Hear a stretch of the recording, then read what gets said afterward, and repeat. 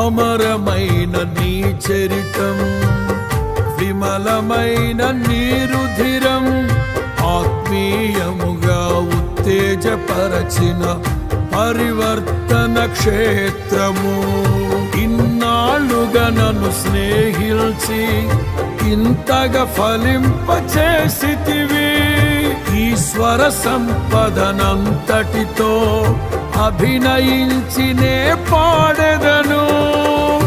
ఉండలేను, బ్రతుకలేను నీ తోడు లేకుండా, నీ నీడ లేకుండా.